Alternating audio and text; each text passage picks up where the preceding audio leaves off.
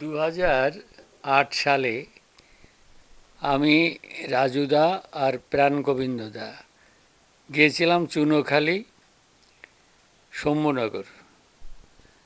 শম্ভুনগর এক বাড়িতে ঠাকুরের অনুষ্ঠান ছিল, ঢালি পরিবারে, নিরঞ্জন ঢালি। এখন বিকালবেলায় আমি, রাজুদা আর প্রাণগোবিন্দদা ওই তিনজনে ভিডিও ক্যামেরা নিয়ে গ্রামে বেরিয়েছি।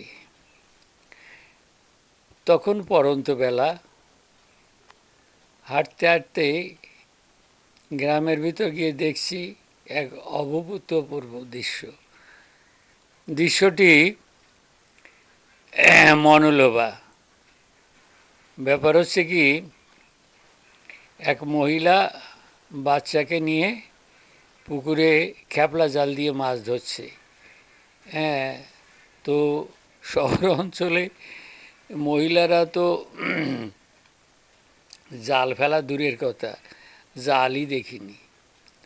আর গ্রামে স্বামী বাড়ি না থাকলে তাদের নিজেদেরই পুকুর থেকে মাছ ধরে রান্না করতে হয়। সে যে দৃশ্য,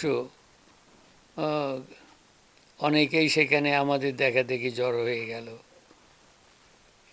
ছবিতে সেই দৃশ্য আপনারা দেখুন।